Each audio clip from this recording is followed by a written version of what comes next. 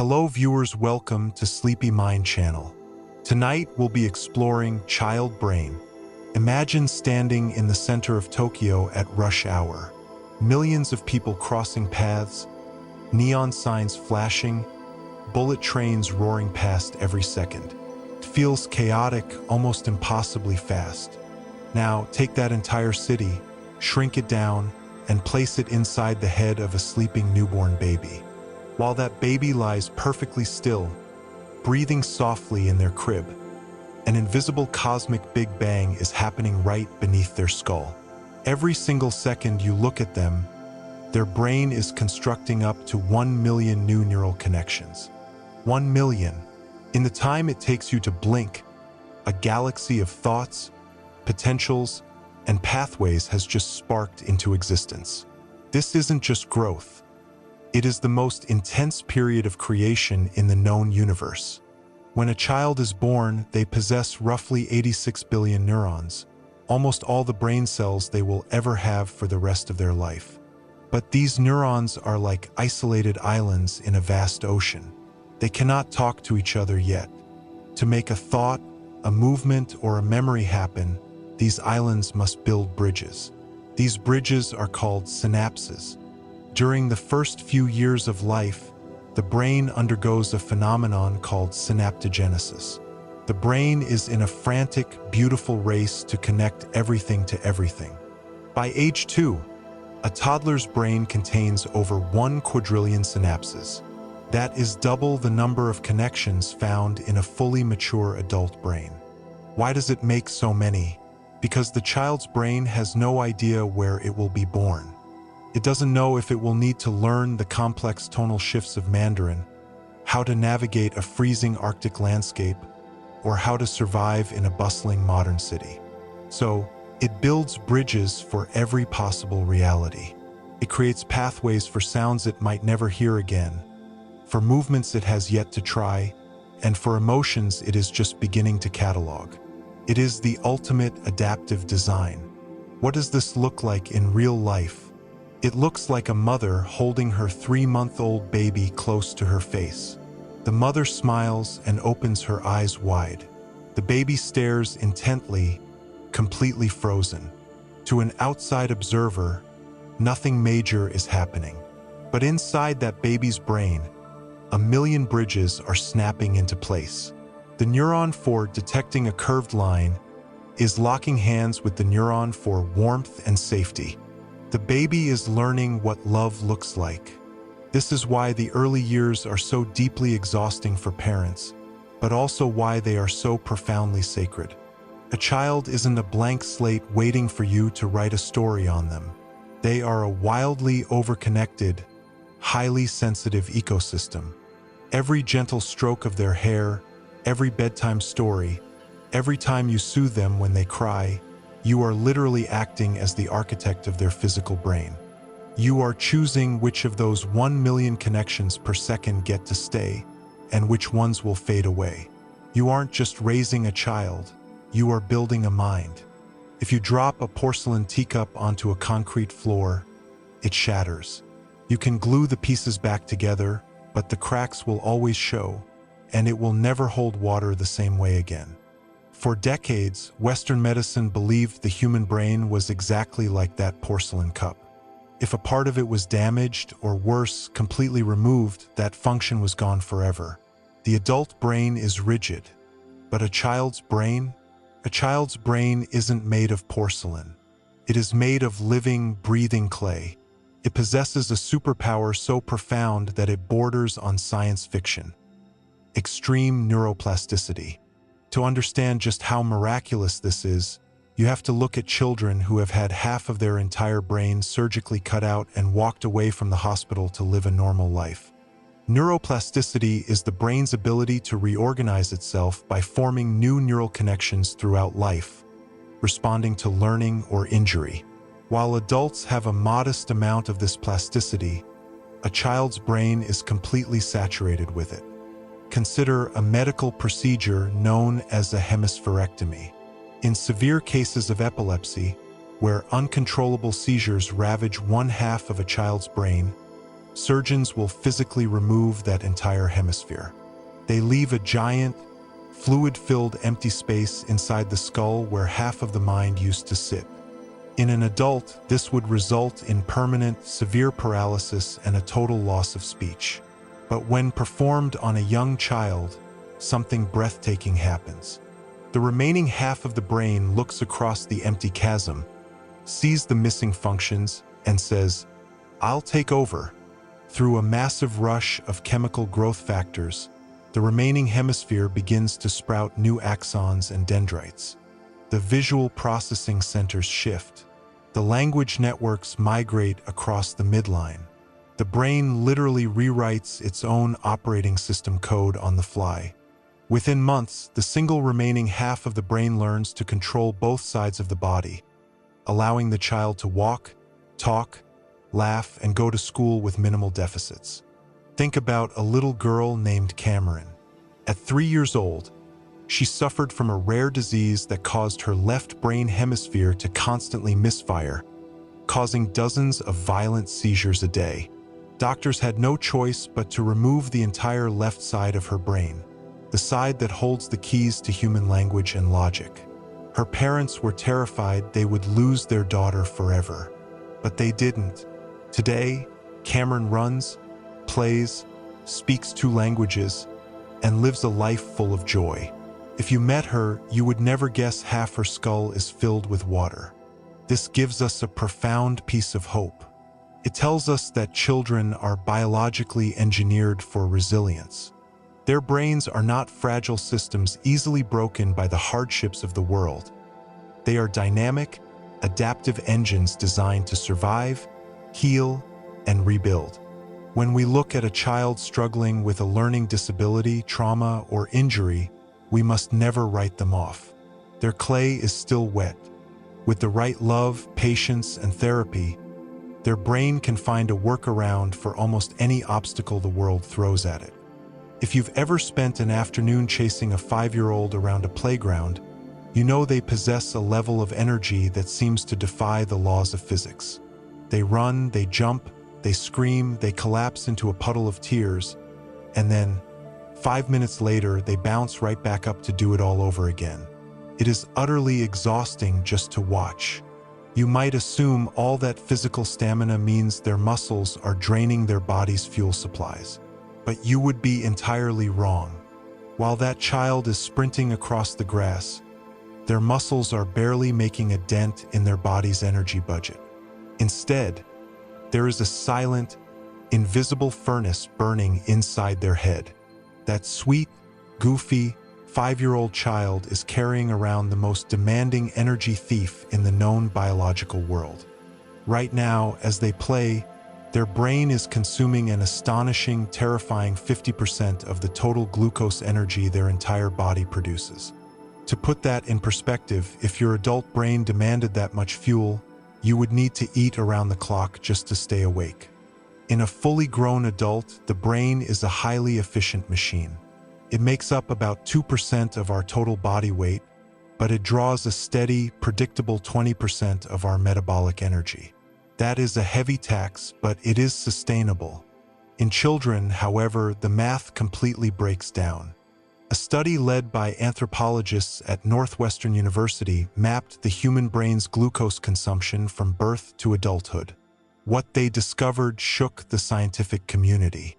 At birth, a baby's brain is already taking up about 36% of the body's resting metabolic energy.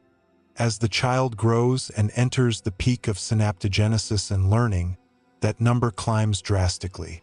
By age 4 and 5, the child's brain hits its absolute peak of energy consumption, swallowing up to 50%, and in some individuals up to 66% of the body's total glucose. Why is it so hungry? It comes down to the sheer cost of building infrastructure. The brain isn't just running pre-installed programs.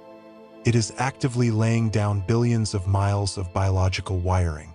It takes an immense amount of adenosine triphosphate /BM ATP, the cellular currency of energy, to pump ions across neuronal membranes, to manufacture neurotransmitters, and to fuel the microscopic construction crews that are building the physical pathways of memory, attention, and personality. In fact, the energetic demands of the child's brain are so massive that human evolution had to make a drastic compromise.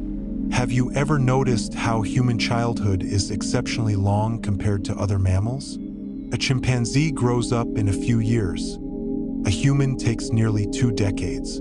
Scientists now believe our body growth physically slows down to a crawl during early childhood, specifically to redirect every available calorie to our growing brains. We stop growing outward so we can grow inward.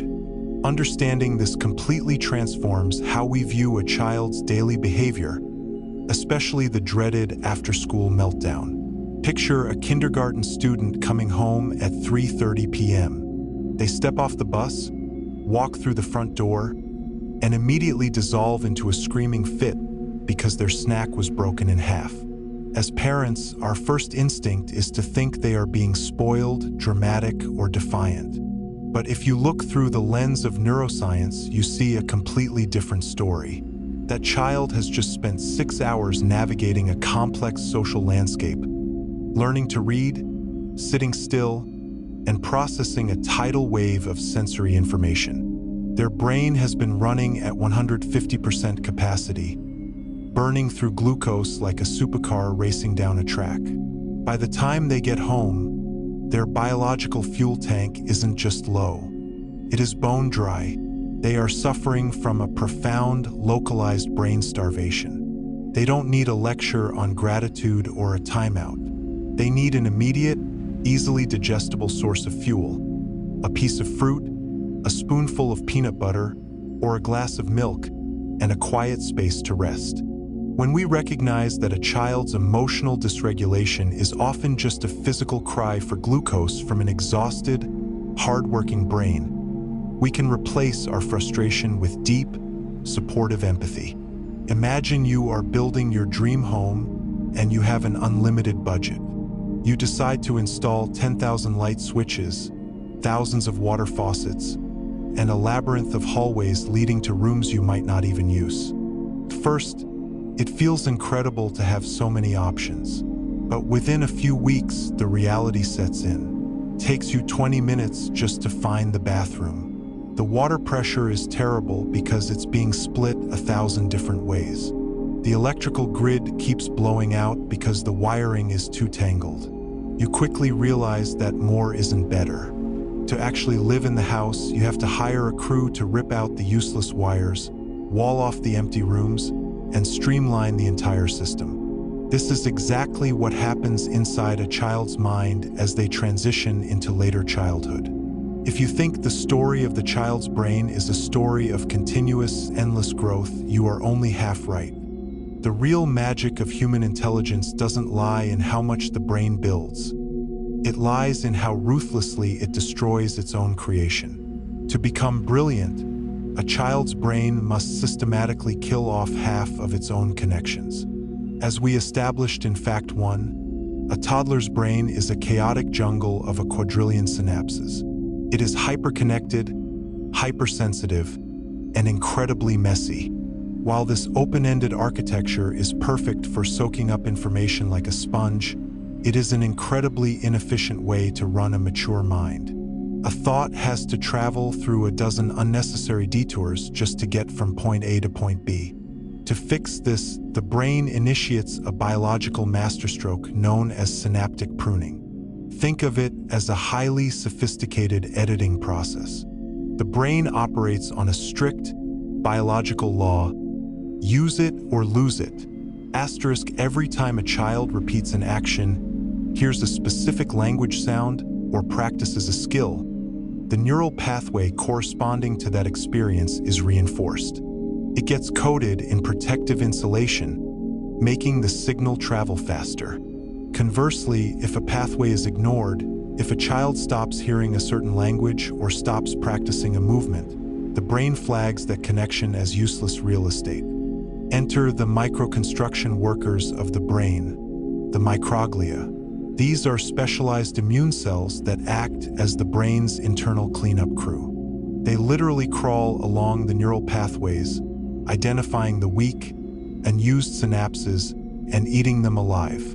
This pruning process happens in waves, peaking during early childhood and then hitting a massive, chaotic second surge during adolescence. By the time the pruning process is complete, nearly 50% of the synapses the child possessed at age 2 have been completely dissolved and recycled. The brain transforms from a wild, overgrown rainforest into a highly organized, high-speed highway system. The pruning process explains one of the most bittersweet mysteries of growing up: why we lose our childhood superpowers.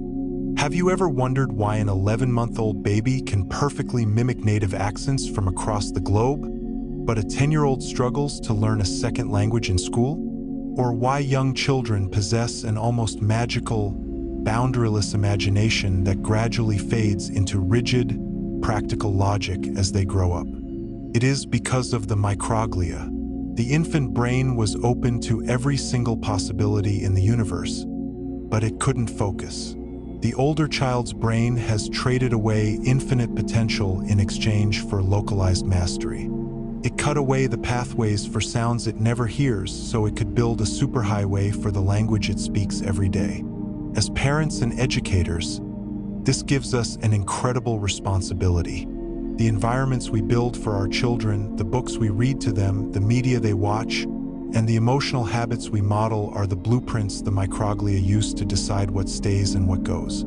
If a child's early life is filled with chronic screens and isolation, those are the pathways that get reinforced, while the pathways for deep attention, empathy, and creative problem-solving are quietly pruned away. We are not just filling a bucket with knowledge. We are helping a living sculpture carve itself into its final, beautiful form. Imagine you are the manager of a massive, multi-million-dollar tech company. You have a team of brilliant, passionate developers working in the basement, writing beautiful code.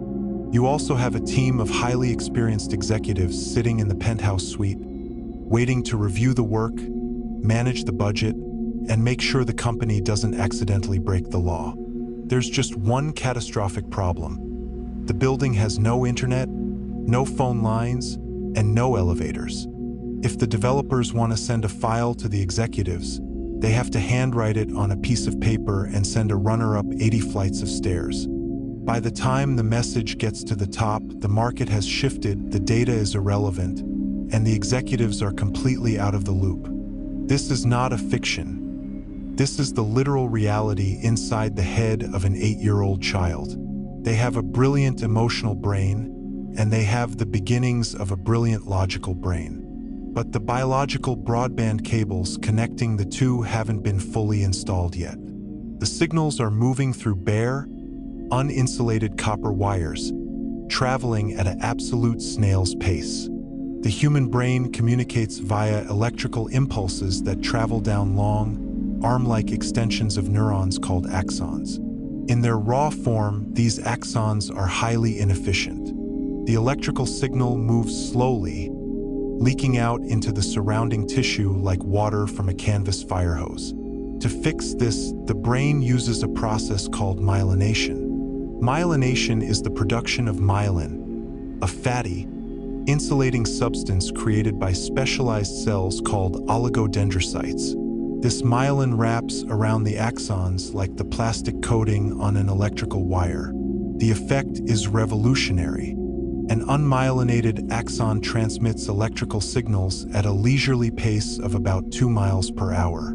A fully myelinated axon, however, sends that exact same signal flying down the wire at a blistering 200 miles per hour. But here is the catch. Myelination does not happen all at once, and it does not happen at random. The brain insulates its wires in a strict chronological wave that moves from the back of the head to the front. The first areas to be myelinated are the brainstem and the occipital lobe at the very back, the regions responsible for basic survival, heart rate, and vision. This is why a newborn can see and breathe perfectly. Next comes the motor cortex, allowing the child to crawl, walk, and coordinate their movements.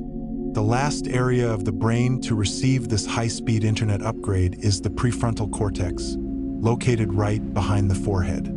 This is the seat of executive functioning, impulse control, long-term planning, risk assessment, and emotional regulation. In a child, the pathways within the prefrontal cortex and the deep tracks connecting it to the emotional centers of the brain are still largely bare, uninsulated copper wires. Think about a moment every parent has experienced. You are at a grocery store, and your 7-year-old son spots a massive, brightly colored toy display. He reaches for it, and you say, "No, sweetie, not today."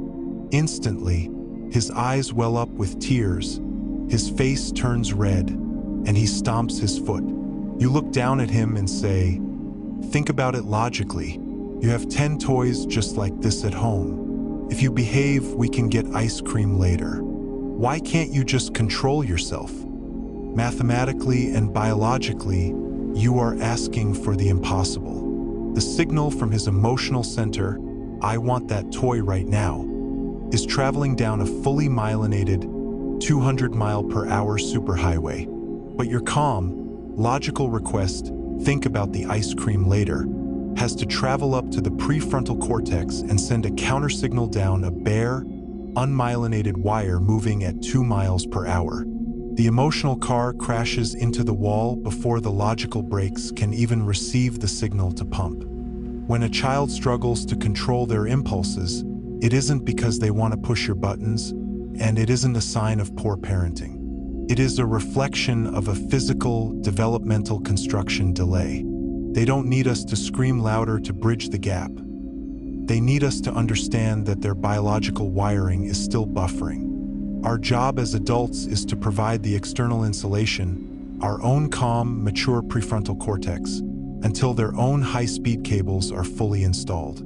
If you were to step into a time machine and visit a car dealership in the year 1910, you would find vehicles that look magnificent but are death traps by modern standards.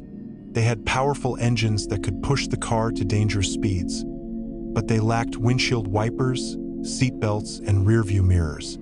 Most terrifyingly of all, many of them had brakes that only operated on the rear wheels, meaning if you needed to stop suddenly to avoid hitting something, the car would skid uncontrollably into danger. For the first 2 decades of human life, we are all driving a biological version of that 1910 automobile. Through a strange quirk of evolutionary design, the human brain builds its accelerator pedal long before it finishes building its brakes. We look at teenagers and older children and wonder why on earth they make choices that seem to completely defy common sense, logic, and self-preservation. The answer is simple. They are driving a car with a Ferrari engine, but the brakes won't arrive from the factory for another 10 years. For a long time, scientists assumed that the human brain was physically mature by the time a child hit puberty. After all, a 12-year-old can solve complex math equations, reason through moral dilemmas, and outrun most adults. But with the advent of modern fMRI neuroimaging, we discovered a startling biological truth. The human brain does not stop growing until a person reaches their mid to late 20s, typically around age 25 to 27. If you have ever held a newborn baby in your arms, you know the feeling of pure awe at how incredibly tiny they are. Their fingers are like matchsticks, their toes are like little beads, and their head fits perfectly into the palm of your hand. Looking at this miniature human being, it is only natural to assume that everything inside them is starting from zero. We look at their tiny skull and think, they have so much growing to do. Their brain must be just a tiny, primitive seed, waiting decades to expand into a full-sized adult mind. But this is one of the greatest optical illusions in human biology. While that baby's body is a mere fraction of what it will become, their brain is playing by an entirely different set of rules. While their legs and arms will stretch to 4 or 5 times their birth length, their brain is running a sprint while the rest of the body is taking a slow walk. By the time that child blows out the candles on their 5th birthday cake, their body will still look small, but inside their head sits an organ that has already reached a staggering 90% of its final adult size. The child's brain isn't waiting to grow big. It is already massive, crammed into a tiny body, operating at a scale we can barely comprehend. The human body grows in a relatively linear, proportional trajectory over nearly 2 decades. The brain, however, follows an explosive, front-loaded developmental curve. When a baby is born, their brain weighs about 350 grams, which is roughly 25% of the weight of an average adult brain. But the pace of physical expansion that follows is nothing short of breathtaking. By the end of the first year of life, the infant brain triples in size, reaching nearly 70% of adult volume. By age 3, it hits roughly 80%. By age 5, the physical volume and weight of the brain reach a massive 90% of its lifetime peak. This rapid physical inflation is not actually driven by the creation of new neurons. As we established earlier, a baby is born with almost all the neurons they will ever have. Instead, this explosive growth in mass and volume is caused by 3 distinct structural transformations: the massive sprouting of dendrites and synapses, the brain's wiring, a dramatic increase in the number of supporting cells called glia, and the physical accumulation of myelin fat coating those wires. From an evolutionary standpoint, this front-loaded growth is a massive gamble. Because human intelligence requires an incredibly complex physical infrastructure, the brain must prioritize its physical size early on. If our brains grew at the same slow, steady pace as our femurs or our torsos, we would not develop the core linguistic, spatial, and cognitive maps required to survive childhood. The brain demands priority funding from the body's resources, taking the lion's share of space and mass as early as possible. This structural reality changes how we must look at a kindergartner. Picture a 5-year-old boy trying to tie his shoes or write his name. His hands shake, he drops the pencil, and he looks incredibly clumsy. It is easy for an adult to think, well, his mind is just young. He doesn't have the mental capacity yet. But biologically, the truth is far more fascinating. That 5-year-old boy has a brain that is almost as physically large as his father's. But it is trapped inside a body that lacks the muscular leverage and mechanical refinement to execute what the brain is dreaming up. His mind is like a supercomputer hooked up to a primitive, slow-moving printer. When we look at a young child through the lens of the size myth, our respect for them deepens. We realize that they are not dealing with a small or simple mind. They are managing an immense, fully grown physical organ with a wildly complex internal landscape, all while trying to navigate a world built for adults. They aren't simple beings because they are small. They are complex giants operating within a miniature frame. Giving them the time, patience, and physical space to sync their small bodies with their massive brains is one of the greatest gifts a parent can provide. Imagine sitting down across a tennis court from a world champion player. They hit a gentle, perfect ball right to your racket. Instead of hitting it back, you just stand there. You let the ball bounce past you, roll into the net, and sit completely still. The champion looks confused, but hits another ball. Again, you don't move. You just stare blankly across the net. After a few minutes of this, the game completely dies. The court goes silent. The energy vanishes. In the world of sports, this is a ruined afternoon. But in the world of a developing child, this exact same scenario is a biological tragedy. Babies are born wired to play a lifelong, high-stakes game of psychological tennis with the adults around them. They don't use a yellow ball. They use babbles, coos, smiles, and pointing fingers. They throw a sound or a glance into the world, and they wait with bated breath to see if you will hit it back. This elegant dance is what neuroscientists call serve and return. And it is not just a sweet way to bond with a baby. It is the literal fuel that determines whether the architecture of their brain will stand strong like stone or crumble like sand. The Center on the Developing Child at Harvard University has identified serve and return interactions as the single most critical factor in healthy brain development. The process is deeply biological and elegant in its simplicity. When an infant looks at an object, lets out a soft goo, and kicks their legs, they are issuing a serve. If an adult responds immediately, by looking at the same object, smiling and saying, "Yes, that's a big red ball," they are making a return. Diagram concept. Baby serves a babble \BM \right arrow parent returns with eye contact and speech \BM \right arrow neural pathway strengthens. This simple loop triggers a profound neurochemical reaction inside the child's brain. When the adult returns the serve, the baby's brain releases a localized wash of dopamine and brain-derived neurotrophic factor \BM BDNF. These chemicals act like a physical fertilizer, cementing the specific synapses that were active during that interaction. The brain maps the connection between the visual object, the auditory sound of the parent's voice, and the emotional feeling of safety and validation. If, however, the baby constantly serves and receives no return, if they babble and look at an adult who is chronically staring at a smartphone, or if they cry and are consistently met with cold, expressionless neglect, the brain reacts completely differently. The absence of a return is interpreted by the baby's nervous system as a survival threat.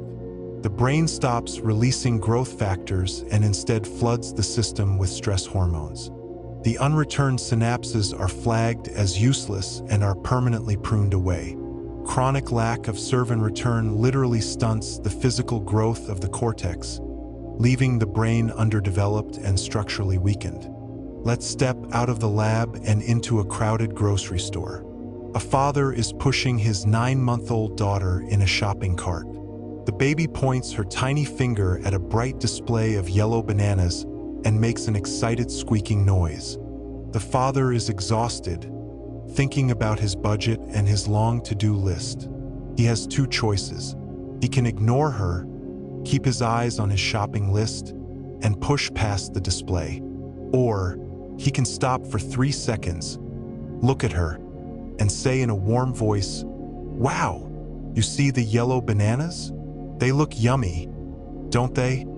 Those 3 seconds feel completely insignificant to the father. He might think it doesn't matter because she can't even talk yet.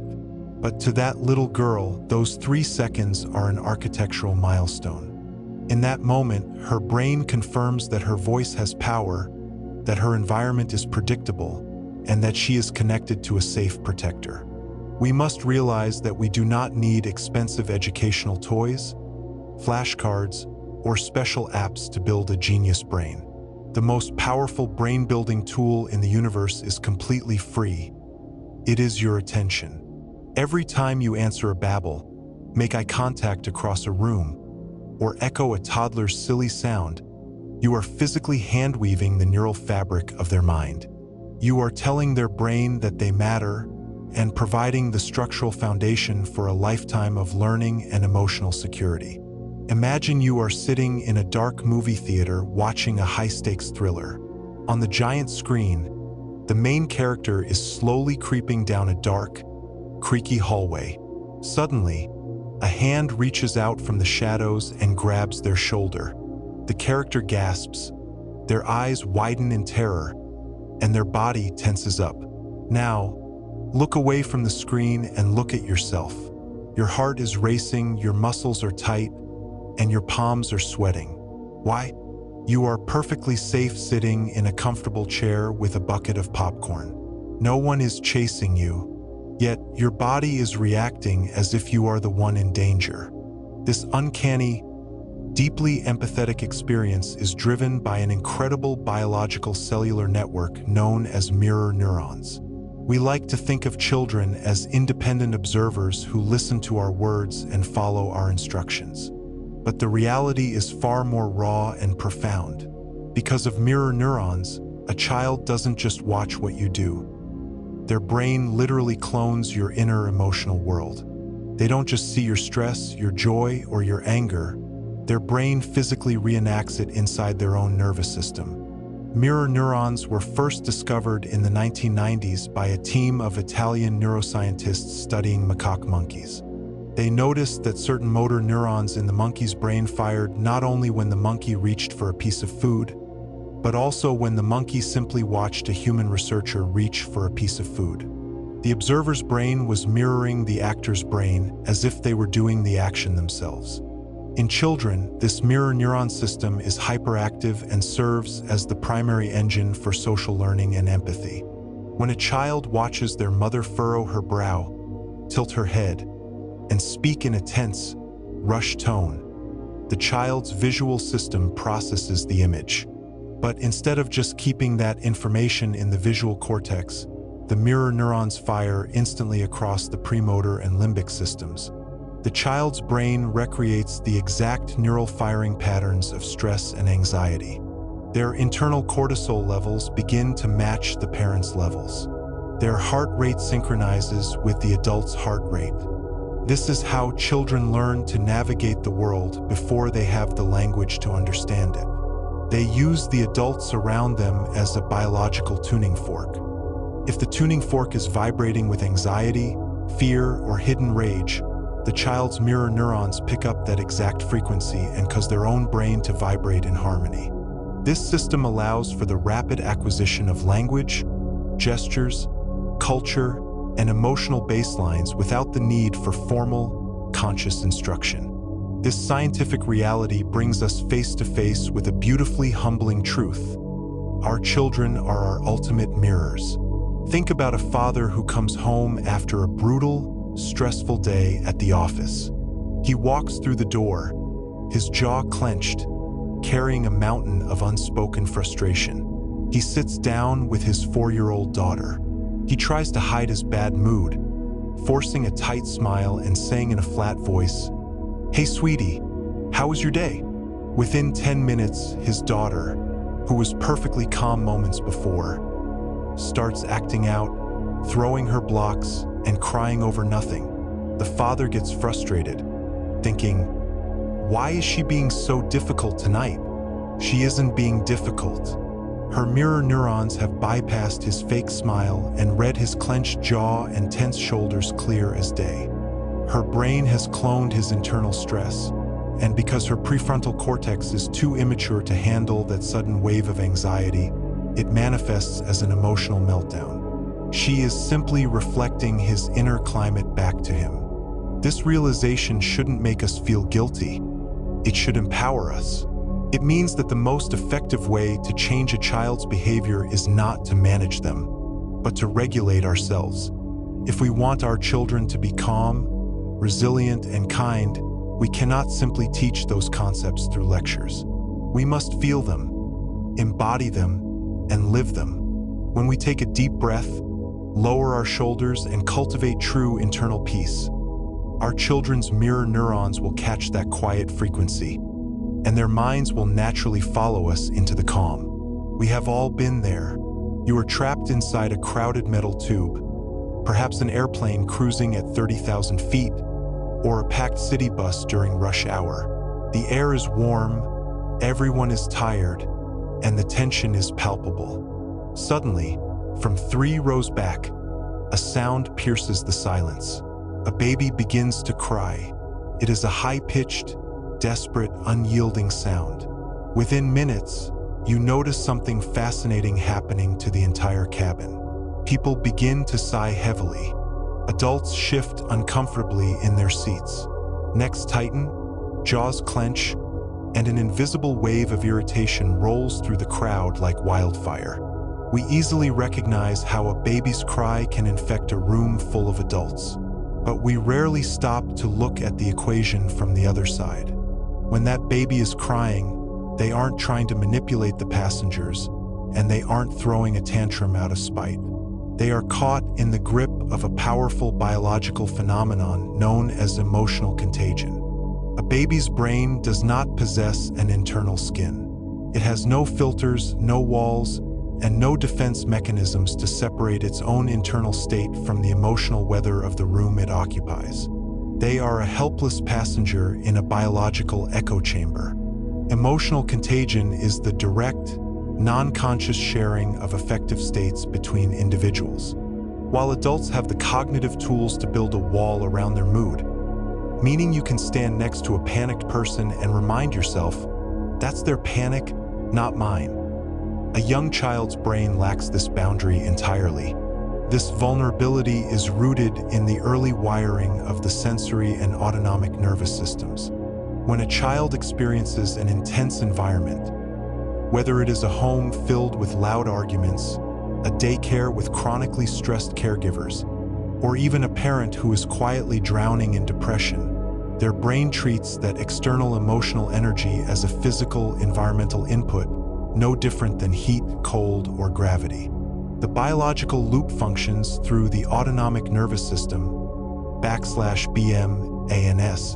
The sympathetic system triggers the acceleration of heart rate and alertness, fight or flight.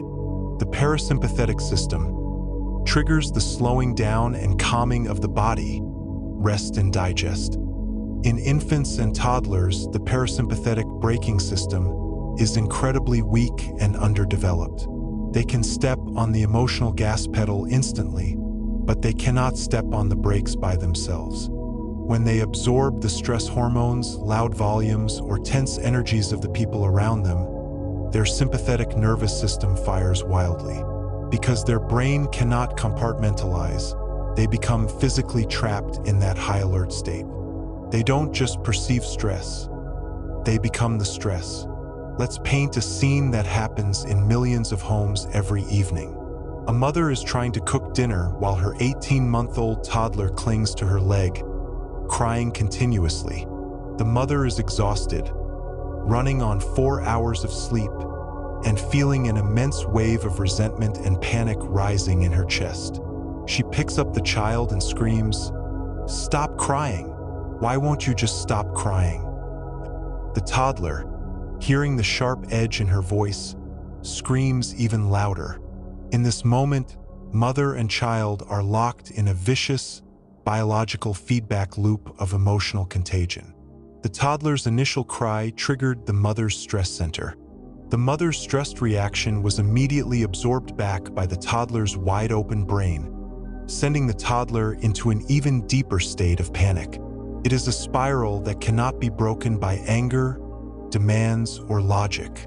The only way to break the chain of emotional contagion is through a deliberate act of emotional quarantine.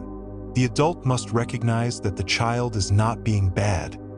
They are chemically intoxicated by the stress in the room. As the adult, you must deliberately slow your breathing, lower the pitch of your voice, and project an absolute aura of safety. When you pick up that crying child and hold them tight against your chest, allowing them to feel your slow, rhythmic heartbeat and your calm, steady breath, the contagion reverses its direction. They stop absorbing panic and begin to absorb your peace. You realize that you cannot fight fire with fire. You can only wash away their storm with the steady, unshakable current of your own calm. In the mid-20th century, a devastating and mysterious crisis swept through orphanages across the Western world. Despite being given clean cribs, sterile environments, a precise schedule of nutritious formula, and protection from infectious diseases, infants in these institutions were wasting away. They refused to eat, their growth stunted completely, and many of them quietly slipped away, dying from a condition doctors called marasmus, a Greek word meaning withering. Medical science was baffled. They had checked every box for physical health, yet the children were dying.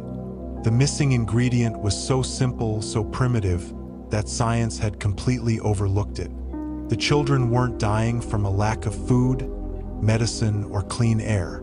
They were dying from a total starvation of human touch. They were suffering from what we now call tactile deprivation. This dark chapter in medical history unlocked a beautiful, fundamental truth about human nature. Physical touch is not just an emotional luxury or a comfort.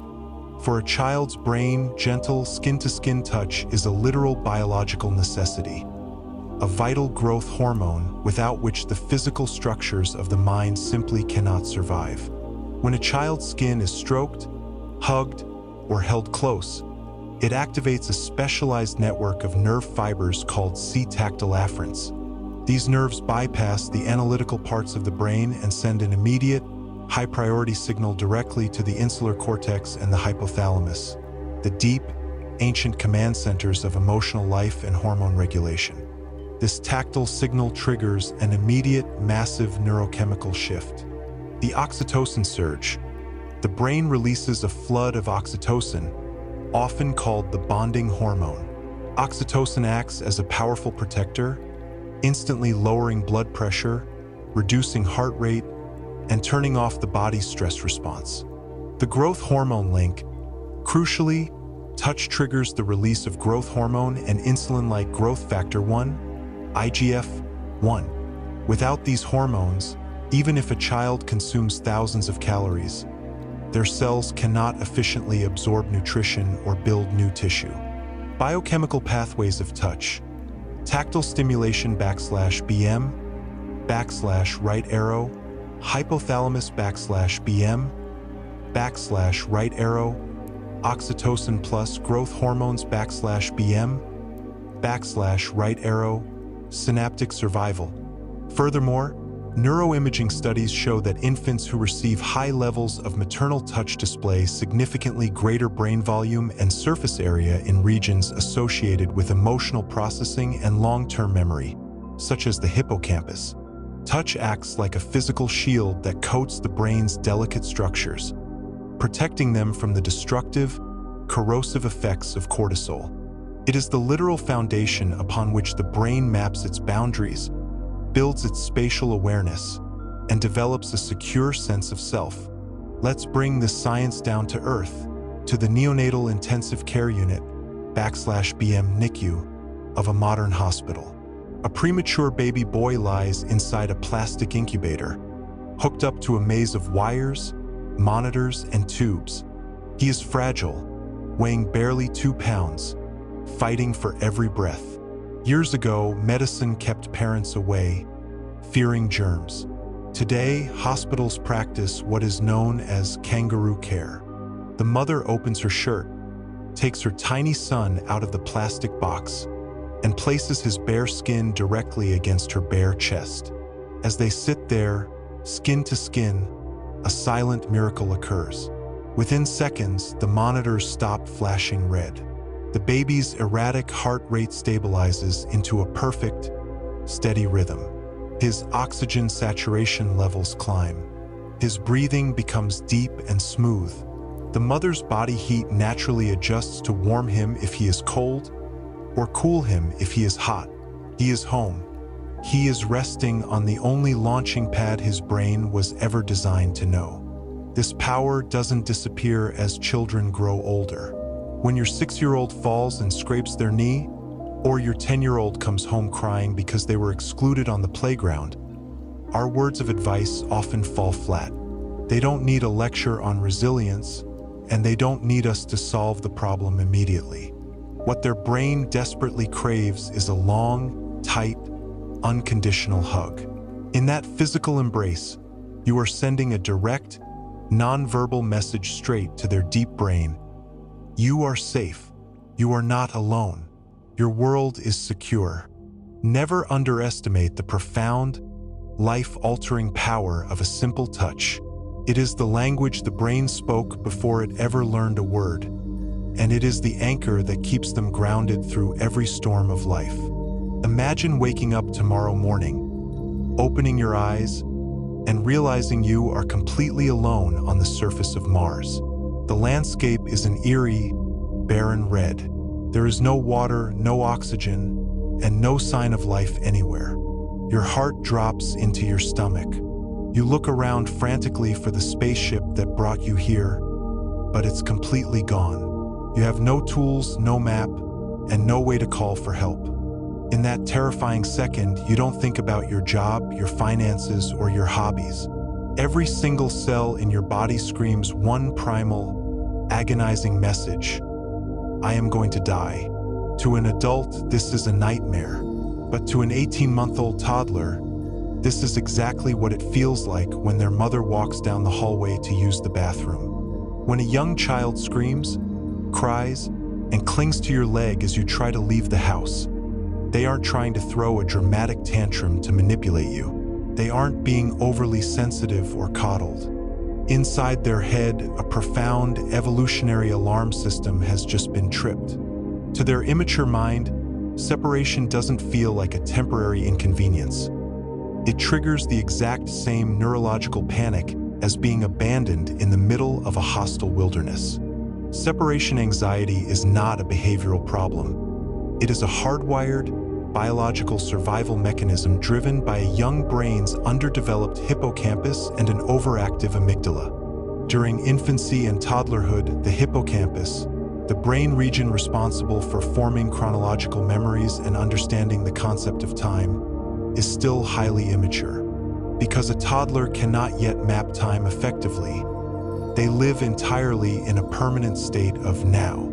When a parent steps out of sight, the child's brain cannot easily generate the abstract thought, "Mom is just at work and will return in 4 hours." Instead, their brain processes a blunt, terrifying reality. "My protector is gone now." This sudden absence triggers an immediate, systemic neurochemical emergency. For hundreds of thousands of years of human evolution, a human baby left alone in the wild was a guaranteed meal for a predator. Therefore, natural selection designed the child brain to treat isolation as an immediate threat of death. When the primary caregiver disappears, the child's hypothalamus immediately signals the adrenal glands to flood the bloodstream with adrenaline and the stress hormone cortisol. This causes an immediate spike in heart rate and blood pressure. The respiratory system constricts, leading to the jagged, gasping breaths characteristic of a crying child. The brain's reward centers completely shut down, plunging the child into a state of acute behavioral despair designed to do one thing: make as much noise as possible so the protector can find them. Let's step into a modern daycare center on a Monday morning. A mother is dropping off her 2-year-old son, Leo. As the mother gently peels Leo's hands off her coat and hands him to the teacher, Leo explodes into a frantic, hysterical sob. He reaches his arms out, his face turning purple, screaming as if he is being physically harmed. The mother walks out the door, wiping away her own tears, feeling an immense wave of guilt. She wonders, am I breaking him? Why is he so insecure? Did I do something wrong? The answer is an absolute scientific no. Leo's frantic reaction is actually a beautiful sign that his brain is working exactly the way nature intended. It proves he has formed a deep, healthy, neurological attachment to his mother. He recognizes her as his primary source of oxygen, safety, and survival. When we understand the deep biology of separation anxiety, we can stop feeling guilty and start helping them manage the transition. Instead of sneaking out when the child isn't looking, which actually damages their trust and causes their amygdala to become hypervigilant, we must establish predictable, loving rituals. A firm hug, a reassuring look, and a consistent phrase like, "Mommy always comes back," acts as a cognitive anchor. Over time, as the hippocampus matures and builds a library of successful returns, the brain learns to regulate its own alarm system, transforming the primal terror of isolation into the calm confidence of independence. Imagine you are a passenger sitting in the cockpit of a commercial airliner flying through a violent, catastrophic thunderstorm. The lightning is flashing violently outside the windows, the wind is shearing the wings, and the plane is dropping hundreds of feet at a time in extreme turbulence. Terrified, you look over at the captain sitting next to you. If the captain turns to you, their eyes wide with panic, screaming, "I don't know what to do. We are going down." Your internal terror will explode. You will lose all hope. But if that captain looks at the radar, takes a slow, deep breath, puts a steady hand on the throttle, and says in a calm, unshakable voice. "It's a rough storm, but I've flown through worse.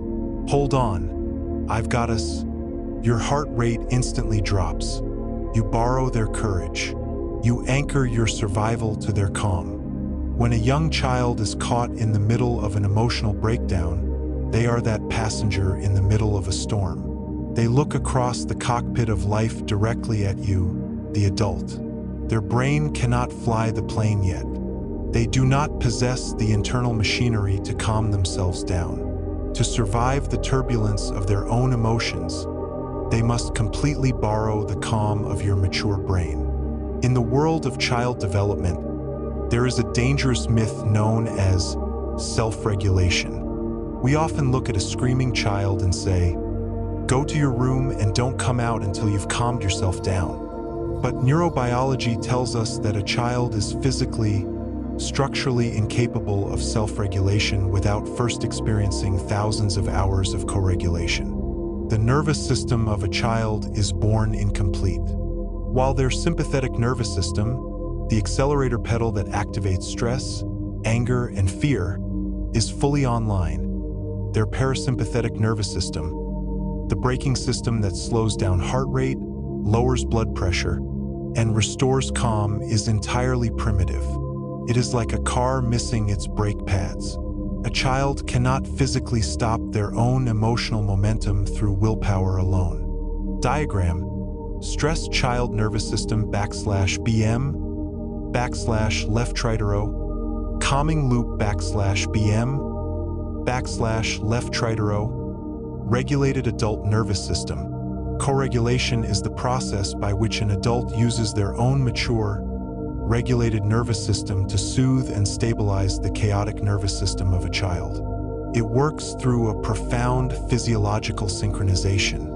When an adult approaches a dysregulated child with a slow heartbeat, a deep, steady breathing pattern, and a soft, melodic tone of voice, the child's sensory systems pick up these physical cues.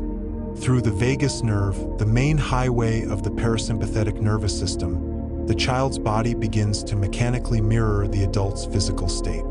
The child's heart rate slows down to match the adult's.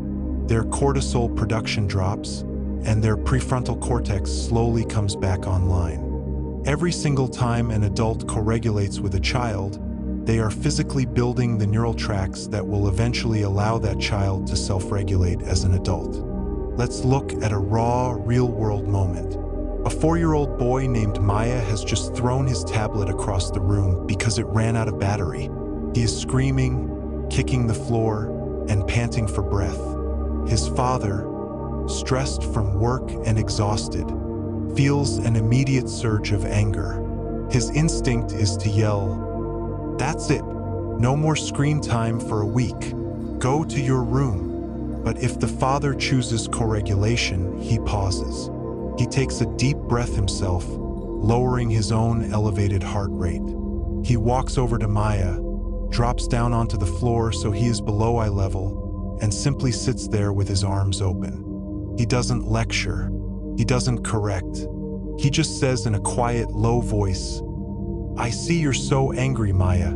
It's really hard when things stop working. I'm right here." First, Maya keeps screaming, but the father remains a rock, breathing deeply, staying soft, showing zero anger. Within 2 minutes, Maya's screams turn into soft whimpers. He leans his head against his father's chest and takes a long, shuddering, deep breath. The storm is over.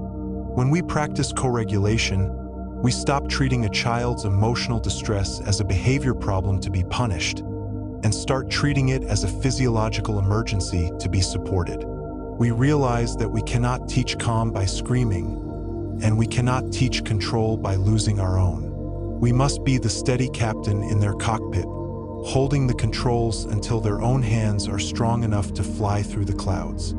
If you want to witness a sudden, dramatic regime change, you don't need to look at history books or political revolutions. You just need to live with a child who has turned 2 years old. For the first 24 months of their life, they are generally cooperative, agreeable little beings.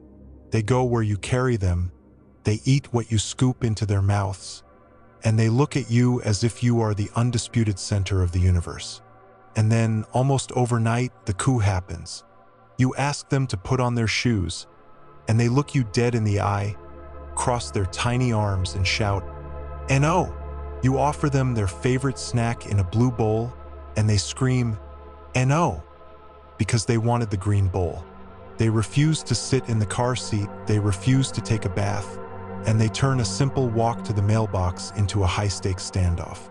It feels like your sweet baby has been replaced by a tiny, defiant dictator. But before you panic and think your parenting has failed, you need to understand that this infuriating word is actually the first glorious dawn of human executive intelligence. The infamous terrible twos and the relentless use of the word no are major neurological milestones in the development of executive functioning and individuation.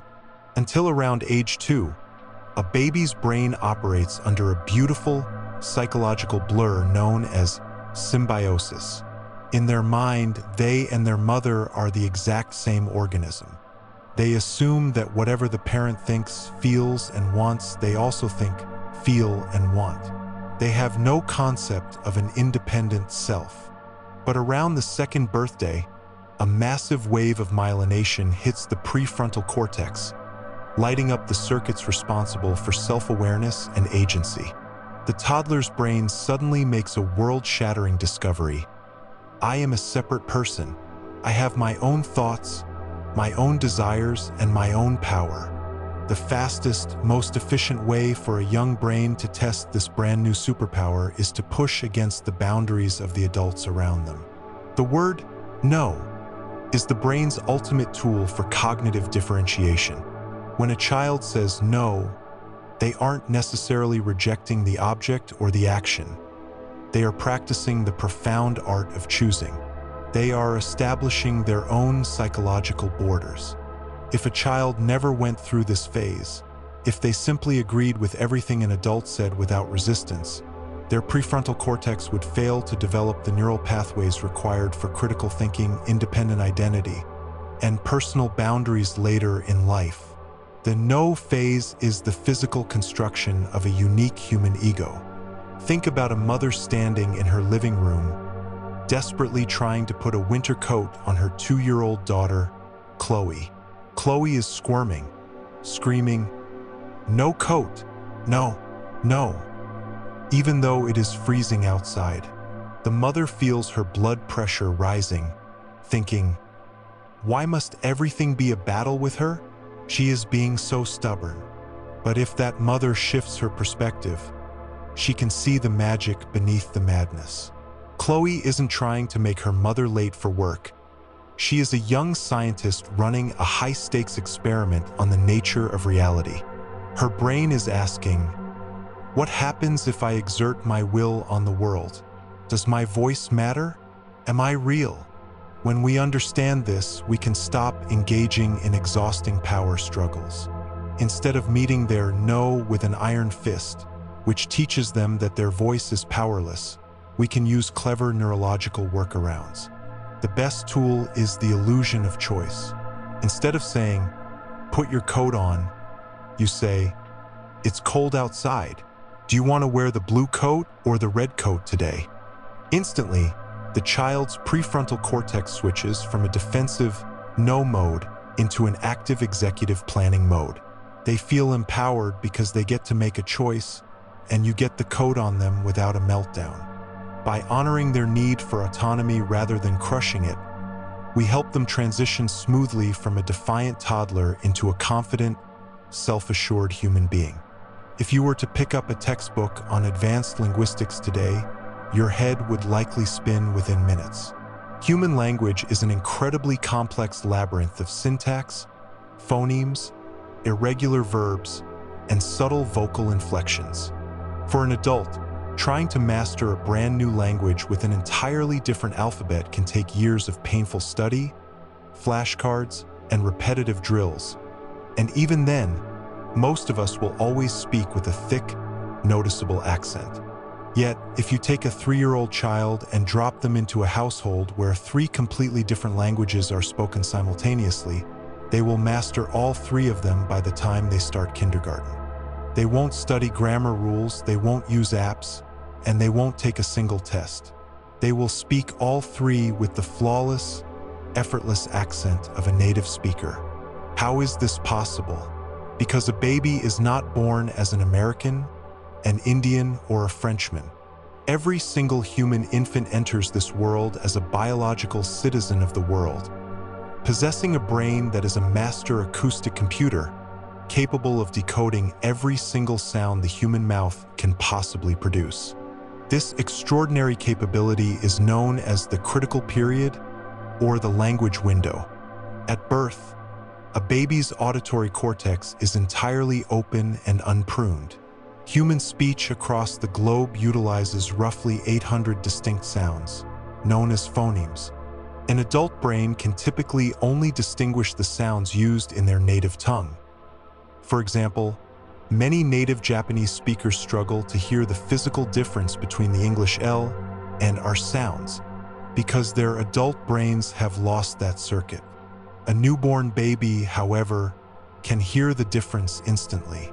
Whether it is the clicking sounds of the Xhosa language in Africa, the rolled R of Spanish, or the tonal shifts of Mandarin, the infant brain can process them all with equal ease.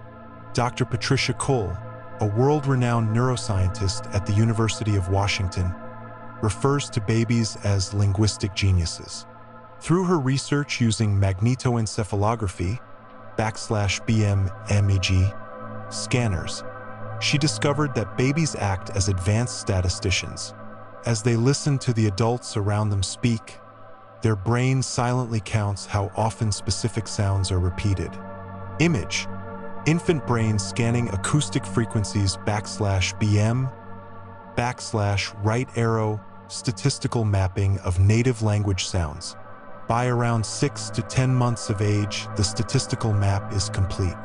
The brain realizes, I live in an environment where these 40 sounds are used constantly, and these other 700 sounds are never heard. Once that calculation is made, the language window begins to close.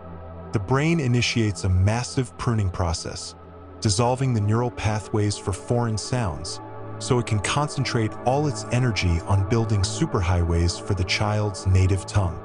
By age 1, the citizen of the world transforms into a specialized culture-bound listener. This linguistic superpower highlights the deep value of the everyday human voice.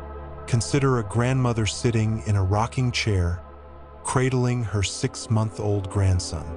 She leans in close, her eyes lighting up, and begins to talk to him in that high-pitched, exaggerated, sing-song voice that adults naturally use around babies, a style scientists call parentese. She stretches out her vowels, saying, "Look at the barabai." To a passing teenager, this might look incredibly silly. But to that baby's acoustic brain, this grandmother is performing a masterclass in neural engineering.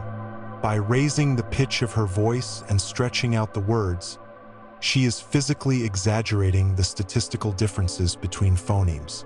She is helping his brain draw its map clearer and faster. This research reveals a profound truth. Screens, educational television shows, and audiobooks cannot open this language window. Dr. Cole's studies proved that when babies were exposed to a foreign language via a video screen, they learned absolutely 0 sounds. But when they sat with a real, live human being who interacted with them, their statistical learning exploded. Language acquisition is not an academic exercise. It is a social, relational event. A child's brain does not build its linguistic future from pixels or speakers. It builds it from the warm, real-world resonance of a human soul talking to another human soul. Imagine walking into a multi-million-dollar research laboratory at a top university like MIT or Stanford. You expect to see scientists in white lab coats, complex rows of computers, expensive glass beakers, and notebooks filled with complex equations. You expect absolute seriousness. Now walk into a preschool classroom. You see a 4-year-old girl sitting on a rug, completely covered in mud, surrounded by plastic buckets and wooden blocks. She knocks over a tower of blocks, laughs hysterically, throws a handful of dirt into a bucket of water, and stirs it with a stick. It looks messy, chaotic, and completely trivial. Most adults look at this and think, "That's cute. She's just taking a break from learning. She's just playing." But if you could look through the lens of a neuroscientist, you would see that the little girl in the mud is doing the exact same thing as the researchers at MIT. In fact, her brain is running an operation system that is far more flexible, creative, and advanced than any laboratory computer. Play is not a recess from education. It is the absolute highest, most sophisticated form of scientific research the human mind can perform. For a long time, traditional education treated play as the opposite of learning. We assumed that learning only happens when a child sits quietly in a chair, listens to a teacher, and fills out a worksheet. But modern developmental neuroscience has completely turned this paradigm on its head. When a child plays, their brain enters a unique state of high cognitive arousal and low stress, which maximizes synaptic plasticity. Renowned developmental psychologist Dr. Alison Gopnik famously described young children's brains as operating under a hypothesis testing model. When a toddler drops a spoon from their high chair 20 times in a row, making you pick it up every time, they aren't trying to annoy you. They are conducting a physics experiment on gravity, velocity, and acoustics. They are testing hypotheses. Does the object always fall down, or will it sometimes float up? Does a plastic spoon make the same sound on the tile floor as a metal spoon? Does my action cause a predictable social reaction from the adult? Through imaginative play, like pretending a cardboard box is a spaceship, the brain activates the prefrontal cortex's ability to run complex mental simulations. This builds counterfactual thinking, the capacity to look at the world as it is and imagine how it could be different. This is the exact cognitive root of all human innovation, art, and scientific discovery. Furthermore, free play releases a massive wave of brain-derived neurotrophic factor, BDNF, a protein that stimulates the growth of new neurons and strengthens connections in the hippocampus and prefrontal cortex. Worksheets and rote memorization do not do this. Unstructured play does. Let's look at a father who buys his 5-year-old son an expensive, complicated electronic toy that plays pre-programmed music and flashes specific lights when buttons are pushed. The boy plays with it for 5 minutes, gets bored, and then spends the next 3 hours completely captivated by the cardboard box the toy came in. He turns the box into a fort, a cave, a drum, and a car. The father sighs, thinking he wasted his money. But that cardboard box is actually infinitely better for the boy's brain than the high-tech toy. The electronic toy only allowed for one passive, predictable pathway of interaction. The child was just an observer. But the cardboard box is an open-ended scientific canvas. It forces the child's brain to innovate, problem solve, and generate its own internal algorithms. When we realize that play is science, we stop trying to overschedule and overformalize our children's lives. We stop feeling guilty when they are just making mud pies or building pillow forts in the living room. Our job as parents isn't to force them into rigid academic boxes too early. It is to provide them with the raw materials, the blocks, the dirt, the boxes, and the freedom to let their inner scientist run wild. When we let a child play, we aren't letting them waste time. We are letting them build the future. Imagine handing your child a magical, glowing window that fits right in their palm. Inside this window, laws of physics don't exist. Colors flash with blinding speed, characters dance across the screen at the touch of a finger, and every single second delivers a dazzling explosion of visual novelty. To a busy, exhausted parent, this window feels like a lifesaver. The moment you hand it over, the chaos stops. Your restless toddler goes completely silent, sitting frozen, their eyes locked onto the screen in absolute fascination. It looks like they are deeply engaged, soaking in information like a little sponge. But this is a dangerous optical illusion. While that child looks completely captivated, their developing brain is experiencing something entirely different. They aren't expanding their mind. They are caught in a neurological trap. Underneath that quiet, frozen exterior, the critical systems responsible for spatial mapping, depth perception, and attention span are grinding to a halt. By substituting the messy, three-dimensional physical world with a flat, two-dimensional sheet of glass, we are accidentally starving the brain of the exact sensory inputs it needs to build its physical foundation. To understand the screen time trap, we have to look at how a child's brain maps reality. The human brain did not evolve to interpret flat pixels. It evolved to navigate a complex, physical 3D world. When a young child interacts with physical objects, like grabbing a wooden block, feeling its weight, turning it around, and dropping it onto the floor, their brain runs a massive, multi-sensory calculation. The visual cortex tracks the block's movement, the motor cortex gauges the muscle strength needed to lift it, and the inner ear maps its position in space. This cross-wiring is how the brain builds the parietal lobe, the region responsible for spatial reasoning, coordination, and mathematical thinking. Digital screens completely bypass this entire sensory loop. A screen provides a phenomenon called hyperstimulation without physical substance. On a tablet, a child can swipe a finger and watch an animated ball bounce across the screen. But their brain learns absolutely nothing about gravity, resistance, weight, or three-dimensional depth. The visual transitions on a screen happen far faster than anything in nature, triggering a continuous, microscopic fight-or-flight response that floods the brain with unnatural spikes of dopamine. When a young child is exposed to excessive screen time during the peak years of synaptogenesis, under age 3, the brain adapts to this hyper-paced digital landscape. It starts to expect the world to move at the speed of an edited video. Because the real world, a teacher talking, a book being read, a puzzle being solved, moves slowly and requires effort, the child's under-insulated attention circuits simply cannot cope. The prefrontal cortex fails to develop the stamina needed for sustained focus, directly increasing the risk of attention deficits, language delays, and emotional dysregulation later in childhood. Let's look at a familiar scene in a neighborhood restaurant. A young family sits at a table waiting for their food. The 2-year-old boy starts to fuss, banging his spoon against the table. Anxious to avoid a scene, his mother pulls out her smartphone, plays a bright, fast-paced children's video, and props it against a water glass.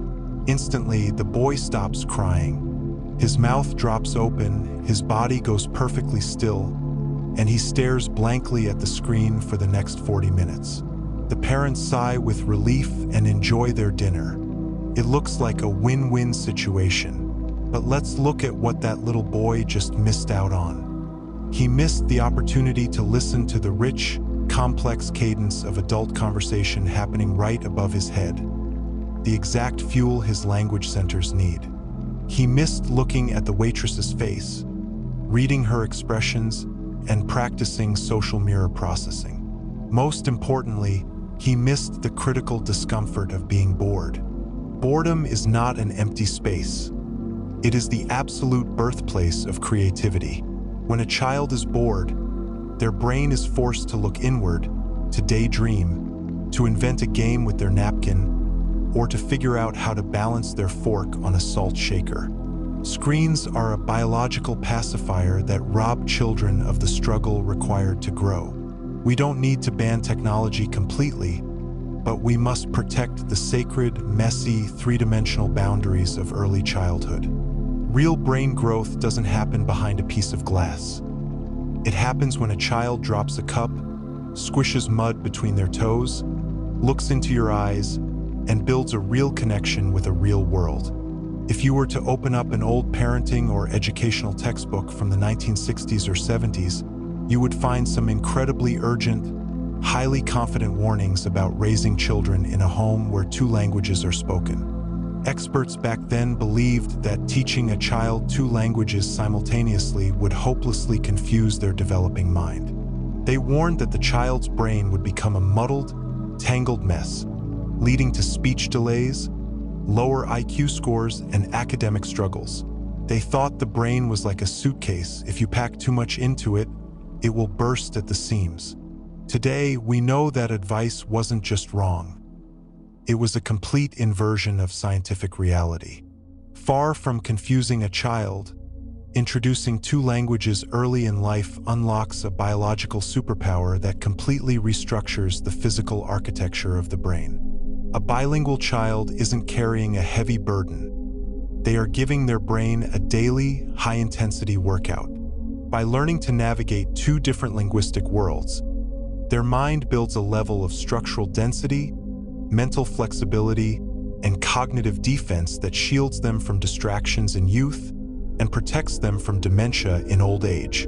When a child learns two languages simultaneously from birth, their brain doesn't store the languages in separate, isolated compartments.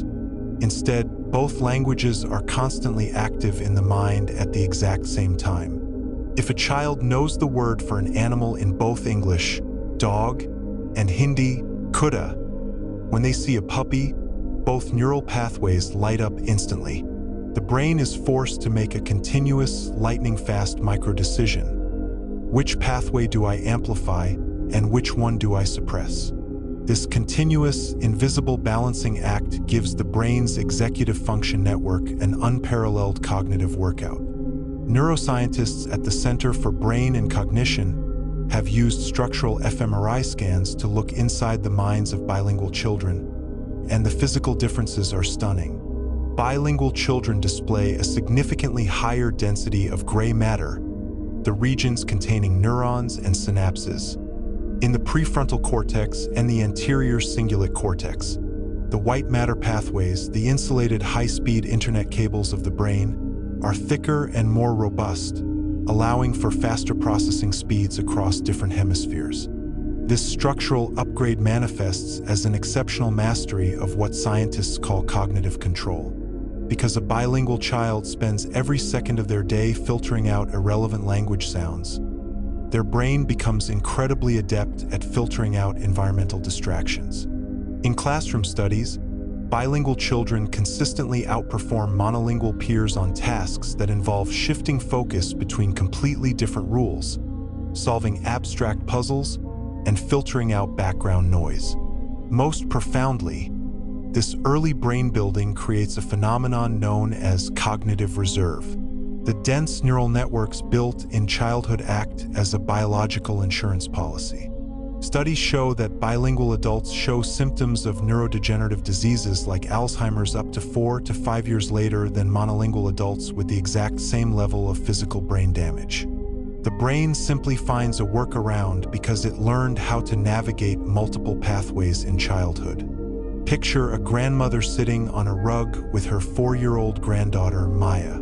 The grandmother speaks to Maya exclusively in Spanish, telling her stories about her childhood. A moment later, Maya's father walks into the room and asks a question in English. Without missing a beat, without a single stutter or moment of confusion, Maya turns her head and answers her father in perfect English, switching her accent, her grammar, and her syntax in a fraction of a millisecond. To an outside observer, it looks completely effortless. But beneath Maya's curls, her brain is performing an Olympic-level feat of mental gymnastics. She is acting as a master air traffic controller, gracefully guiding one massive linguistic system to land while clearing another one for immediate takeoff. When we give our children the gift of a second language, we aren't just giving them a tool to communicate with more people or boost their future resumes. We are physically changing the landscape of their mind. We are teaching them, from the earliest days of life, that there is more than one way to describe the world. We are building a brain that is more adaptable, more resilient, and deeply empathetic.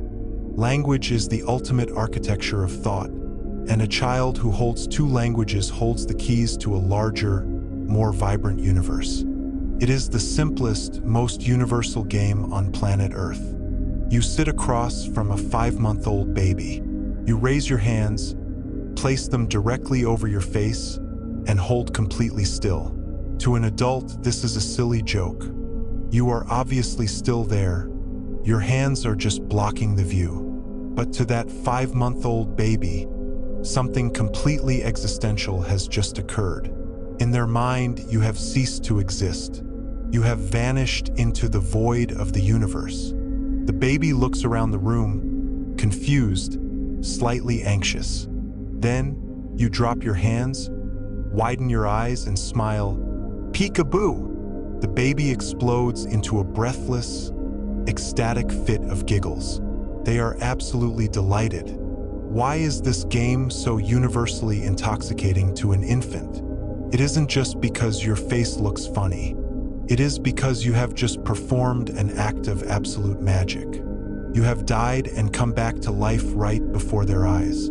This game marks the front lines of one of the most profound psychological transitions a human being will ever make: the shift into object permanence.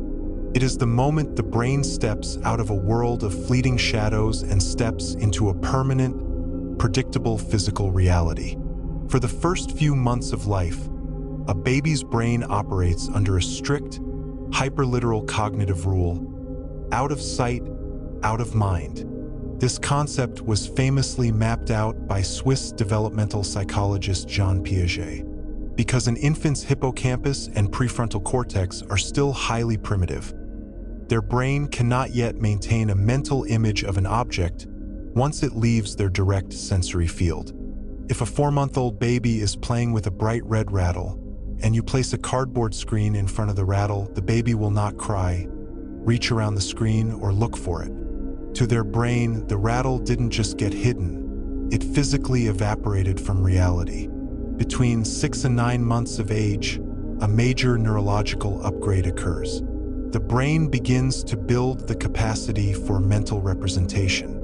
Diagram concept: early infant brain, no object image when hidden, \BM, \right arrow, developmental shift, \BM, \right arrow, mature infant brain, maintains internal mental map of hidden object.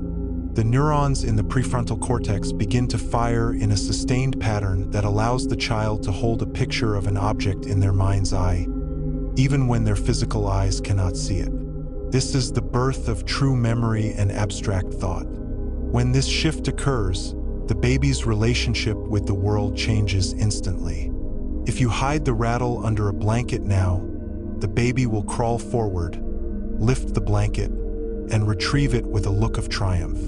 They have unlocked the understanding that the physical world is permanent, stable, and independent of their own perception. This shift is incredibly taxing for the brain. It requires a massive coordination between the working memory circuits in the frontal lobe and the spatial recognition systems in the temporal lobe. Peekaboo is the ultimate training ground for this circuit. It is a continuous, safe test run of the brain's ability to maintain a mental image across time. Understanding object permanence completely redefines how we experience a baby's developmental milestones, especially their sudden, intense clinginess around 8 months of age. Imagine a mother who used to be able to place her baby on a playmat and walk into the kitchen to make coffee without any issues. Suddenly, the baby hits 8 months old, and the moment the mother steps past the doorway, the baby lets out a blood-curdling scream. The mother feels exhausted, thinking, "What happened? My baby is suddenly becoming so demanding and regressing, tasting." But this isn't a regression. It is a massive cognitive leap forward. A month ago, when the mother left the room, she vanished from the baby's mind completely, leaving them at peace.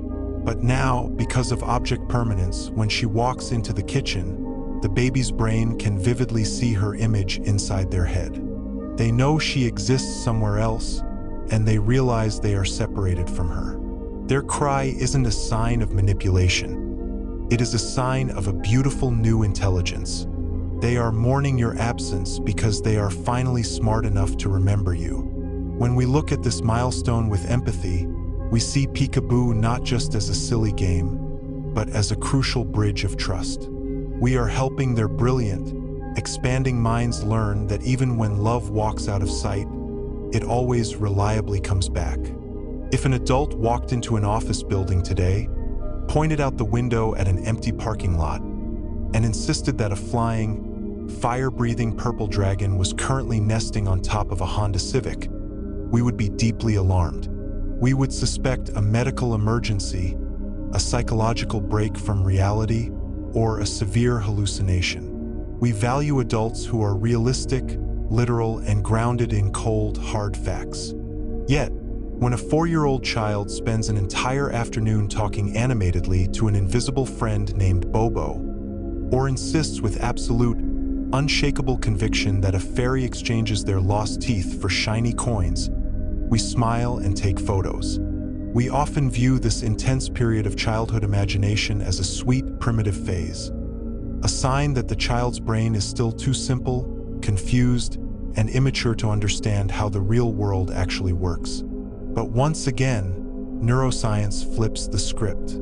Imaginative play and the absolute belief in myths are not signs of a weak mind. They are the markers of the child brain's most advanced, high-level abstract reasoning network firing at absolute maximum capacity. In the adult brain, thinking is heavily tethered to the default mode network, DMN, and rigid, well-worn neural pathways built on past experience. We see a stick and our brain instantly categorizes it. Stick, wood, tree byproduct. It is efficient, but it is a cognitive dead end.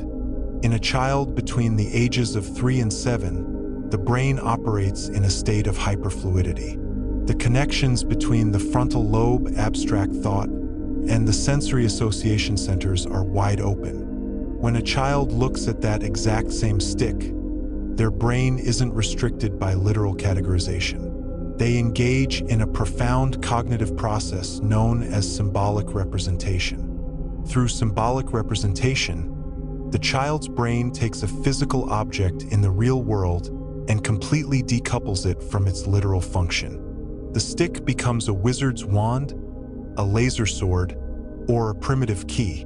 This is not a failure to see reality. It is the deliberate execution of an advanced mental simulation. When a child interacts with an imaginary friend, their brain is performing an incredibly sophisticated cognitive workout called theory of mind. To hold a conversation with Bobo, the child must mentally construct a completely separate identity inside their own head. They must invent Bobo's desires, predict Bobo's emotional responses, and remember Bobo's unique personality traits. Neuroimaging studies show that children with active imaginations display significantly higher levels of executive functioning, advanced vocabulary scores, and a much greater capacity for complex problem solving. Fantasy is the scaffolding the brain uses to build the architecture of hypothesis, creative innovation, and higher-level logic. Think about a little 6-year-old girl named Sophia on the night before Christmas. She is standing by the window, staring up into the dark, starry winter sky, looking for a glimpse of a flying sleigh. Her eyes are wide with an unmatched sense of pure, breathless wonder. An older sibling might scoff and say, "You know that's not real, right?" But as parents, we instinctively fight to protect that magic for as long as we can. And science tells us we are absolutely right to do so. That capacity for wonder, the biological ability to believe in the invisible, the extraordinary, and the beautiful is not an empty illusion. It is the exact same cognitive engine that will allow that child, 20 years later, to look at a blank canvas and see a masterpiece, to look at a devastating social problem and see a historic solution, or to look into the vastness of deep space and imagine a brand new law of physics. Every time we encourage a child's imaginative worlds, every time we play along with their invisible friends, or read them stories of magic and myth, we are not lying to them. We are feeding the creative furnace of their mind. We are teaching their brains to look past the boundaries of what is and dare to dream of what could be. Imagine you are the chief operations manager of a massive, global shipping warehouse. All day long, thousands of delivery trucks pour into your loading docks, dumping millions of unmarked boxes all over the floor. It is a scene of absolute, overwhelming chaos. There are books mixed with electronics, groceries piled on top of tools. If you tried to find a specific item in that mess, it would be completely impossible. The system would collapse under its own weight. To survive, you have to shut down the intake gates every night, turn off the phones, and bring in a highly organized night shift crew. Their job is to sort through the mountain of packages, throw away the trash, and neatly stack the valuable goods onto permanent shelves so you can find them tomorrow morning. When your child finally closes their eyes and falls asleep at night, this is the exact operation occurring inside their mind. We often think of a sleeping child as a completely passive shutdown system, a body at rest. But if you look at an EEG monitor tracking their brainwaves, you will see a blinding storm of electrical activity. While their limbs are heavy and still, their brain is running its most critical shift of the day. A child doesn't use sleep just to rest their muscles. They use it to physically construct their permanent mind. During the day, a child's wide-open brain is flooded with an overwhelming torrent of data. Sights, sounds, language rules, social interactions, and physical skills. This massive influx of information is initially captured and held in a temporary, highly volatile storage center called the hippocampus. Think of the hippocampus as the brain's short-term RAM memory. It has an exceptionally small capacity limit. By the end of a long day of playing and learning, a child's hippocampus is completely full, overflowing with unorganized data. To save this data from being permanently lost, the child must enter deep, slow-wave sleep. During this phase of sleep, a beautiful neurological dialogue begins between the deep hippocampus and the vast neocortex, the brain's permanent hard drive.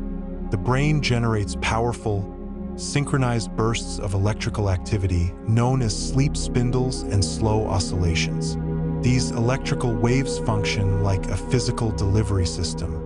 They pull the memories of the day out of the fragile short-term RAM of the hippocampus.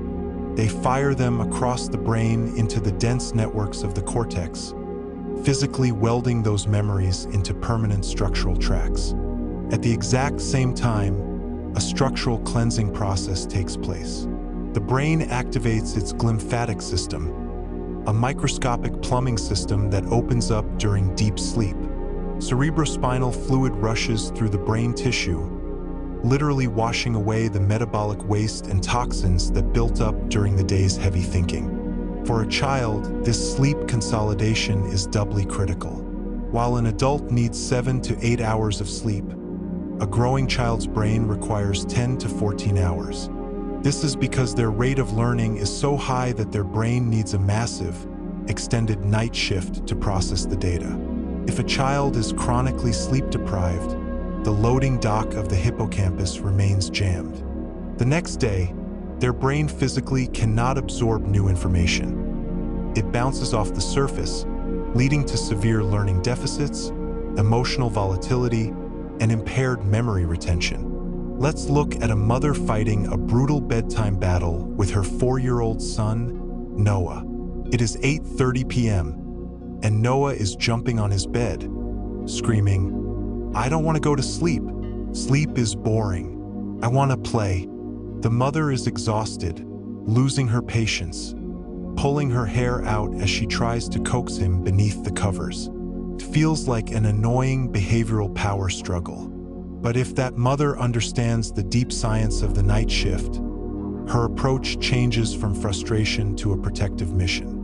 She realizes that putting Noah to bed isn't just about getting a break or enforcing a rule. It is a sacred act of mental preservation. When she finally sits beside him, strokes his forehead, and reads him a rhythmic, calming bedtime story, she is helping his frantic nervous system transition into the gateway of deep creation. As his eyes finally flutter shut and his breathing slows down to a steady rhythm, she can look at him with a sense of wonder.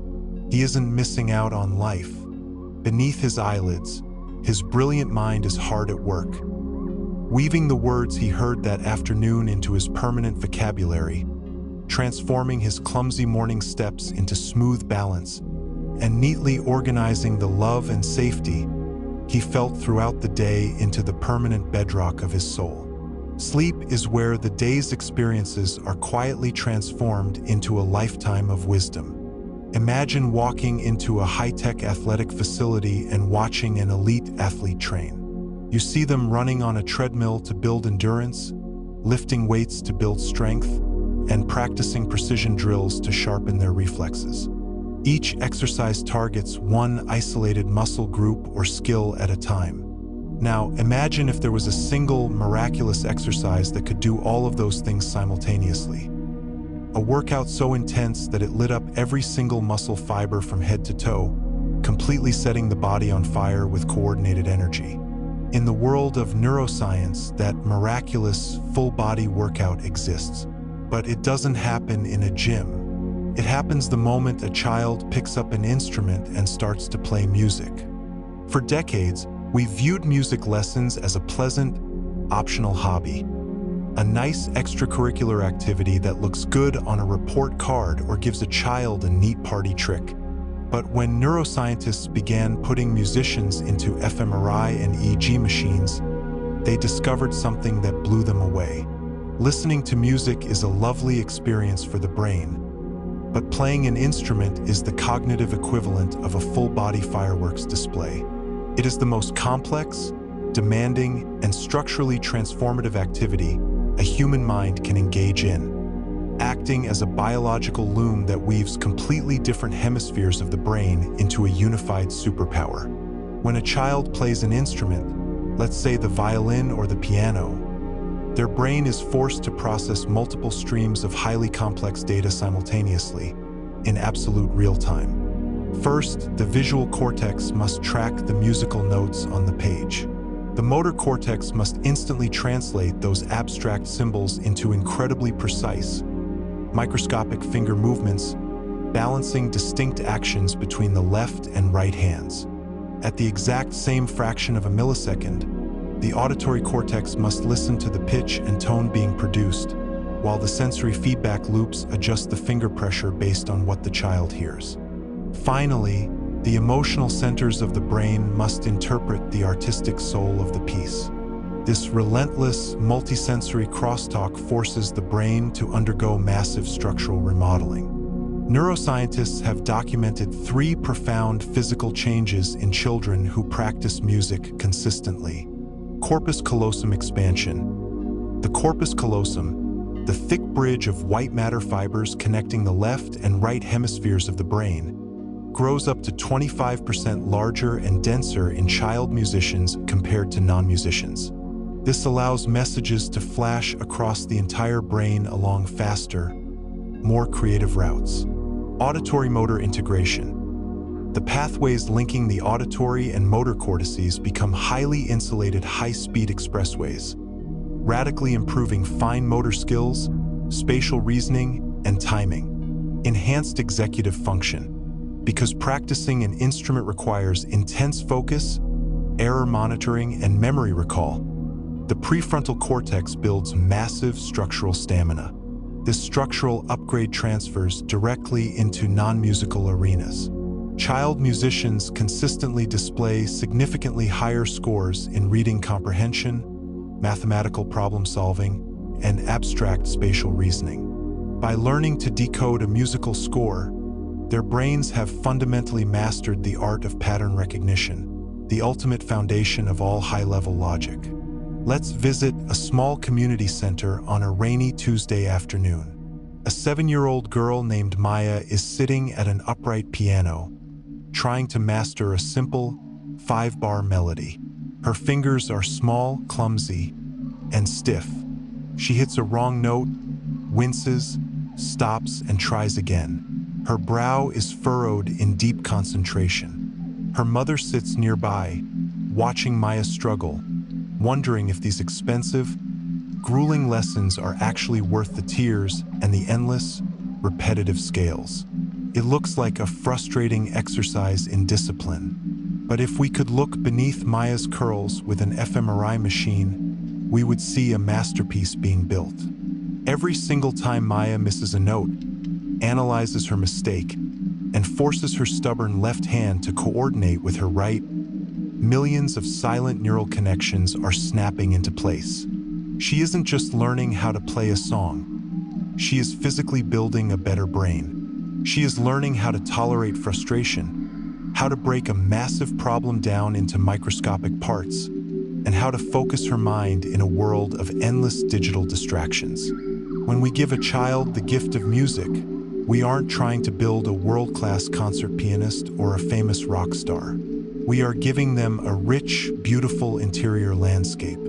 We are building a brain that can appreciate nuance, find harmony in chaos, and express deep emotions when words fail. Music is the ultimate architecture of the human mind, and once those pathways are woven in childhood, they stay open for the rest of their life.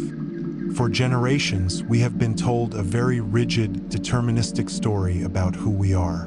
We were taught that the moment our mother's egg was fertilized by our father's sperm, a massive, unchangeable genetic blueprint was locked into place. Your DNA was treated like a stone tablet, carved with absolute certainty, dictating your intelligence, your temperament, your vulnerability to anxiety, and your ultimate destiny. You were simply a passive passenger riding in a vehicle built by your ancestors, forced to play the hand you were dealt. But over the last decade, a spectacular biological revolution has completely shattered this old framework. Welcome to the world of epigenetics. Science has revealed that while your genetic code is written in ink, the expression of that code is written in pencil. Your DNA is not a fixed blueprint. It is a dynamic, living switchboard.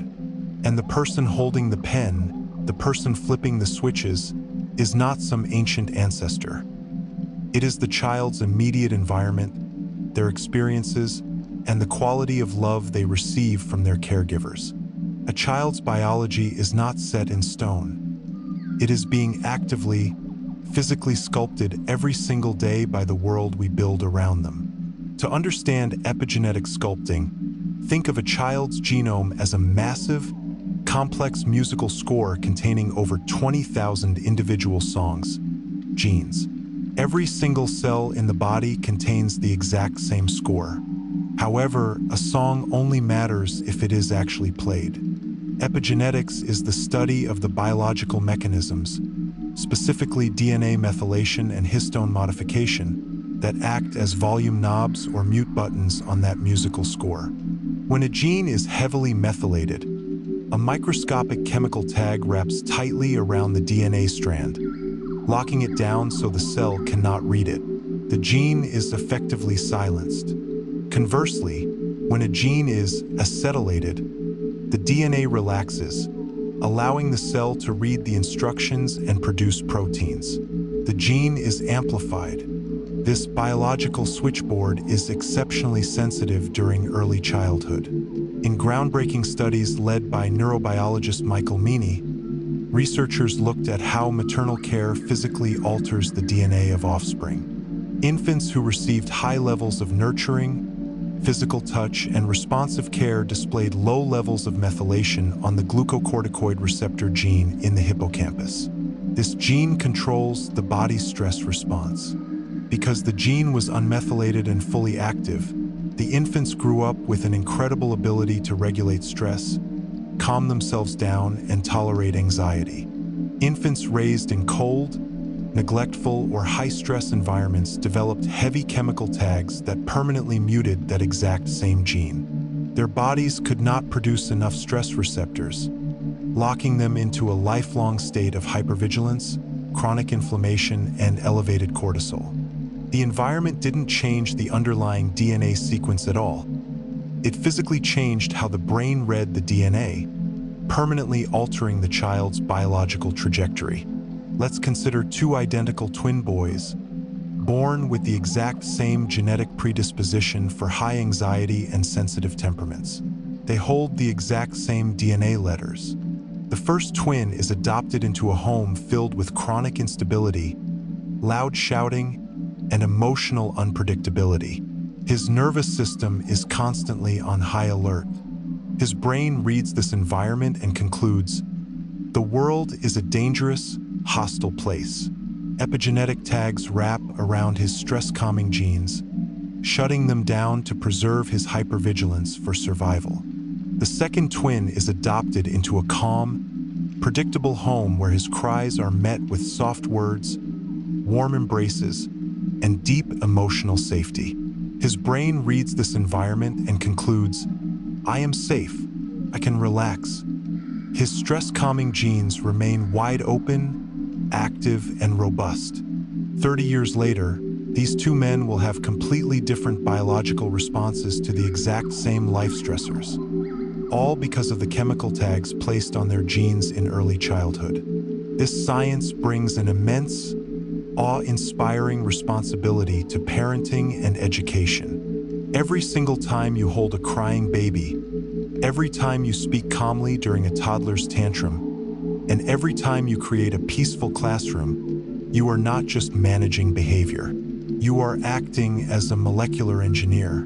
You are stepping inside that child's cells and helping to place the beautiful, protective chemical tags that will shape their health, happiness, and resilience for generations to come. Imagine driving a reliable, well-built car down a smooth highway. Every now and then, you encounter a steep hill. To clear it, you press down on the gas pedal. The engine revs up, the RPM spike, and the car surges with power to overcome the obstacle. Once you reach the flat top of the hill, you ease off the gas. The engine relaxes, the RPMs drop back down to a quiet hum, and the car glides forward effortlessly. This is exactly how the car was engineered to work. Now, imagine shifting that car into neutral, slamming the gas pedal all the way to the floorboard, and holding it there for 3 solid weeks without a single break. The engine screams, the temperature gauge flies into the red zone, and smoke begins to pour from under the hood. It doesn't matter how well built that vehicle is. If you keep the engine redlining for that long, the pistons will warp, the oil will burn out, and the entire system will suffer catastrophic, irreversible structural damage. When a young child is trapped in an environment of chronic, unremitting stress without a buffering adult, their biological engine is trapped in a permanent state of redlining. This is the hidden tragedy of allostatic load, the physical, structural price the human body pays for being forced to survive the unsurvivable. To understand allostatic load, we must differentiate between normal stress and toxic stress. When a child experiences a brief, scary event like getting an immunization shot, their sympathetic nervous system fires up.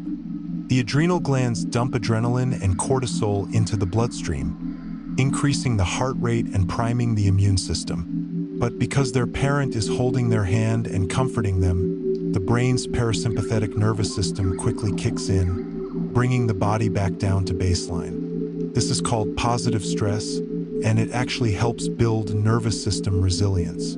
Toxic stress occurs when that stress response is activated intensely and continuously for weeks, months, or years, with no safe adult to provide comfort.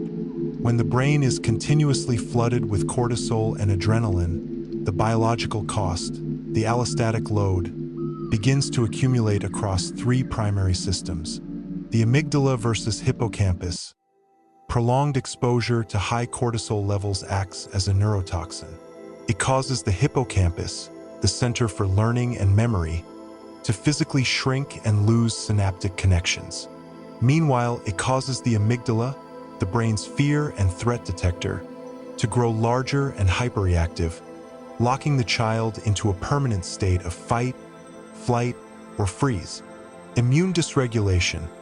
Constant stress hormones disrupt the immune system, triggering chronic, low-grade systemic inflammation throughout the body. Cellular aging. High allostatic load accelerates the wear and tear on telomeres, the protective caps at the ends of our chromosomes, effectively aging the child's cells at a drastically accelerated rate. By the time a child carrying a heavy allostatic load reaches adulthood, their baseline physiology has been profoundly altered, dramatically increasing their statistical risk for autoimmune diseases, cardiovascular failure, clinical depression, and a shortened life expectancy. Let's look into a first-grade classroom and watch a 6-year-old boy named Liam. The teacher gently asks the class to clear their desks and pull out a piece of paper for a spelling quiz. To most of the children, this is a minor, routine request. But Liam suddenly panics. He knocks his pencil box off the desk, screams an angry word at his teacher, throws his chair over, and runs out of the room, sobbing uncontrollably. To a casual observer, Liam looks like a badly behaved, defiant child who needs harsh discipline and strict punishment. But if we look at Liam through the lens of allostatic load, we see a completely different story. Liam lives in a home where domestic violence is a daily reality. He went to sleep last night to the sound of screaming, and he woke up this morning to chaos. His biological engine has been redlining for 2 straight years. When his teacher announced the spelling quiz, Liam's hyperreactive, oversized amygdala misread that minor academic stressor as an existential threat to his life. His brain didn't see a quiz. It saw a predator. When we understand allostatic load, we stop asking children, "What is wrong with you?" And we start asking, "What happened to you?" We realize that these children don't need anger or exclusion. They need a biological safety zone. They need calm, predictable, unshakable adults who can step into their lives, turn off the screaming engine of their nervous system, and help them slowly unload the heavy, invisible burden they were never meant to carry. Imagine sitting in a crowded movie theater, completely in the dark. On the massive screen before you, a dramatic scene unfolds. A character you have grown to love is standing on the edge of a cliff, looking down into a terrifying abyss. Suddenly, their foot slips, their eyes widen in absolute horror, and they let out a sharp gasp as they barely catch themselves on a rocky ledge.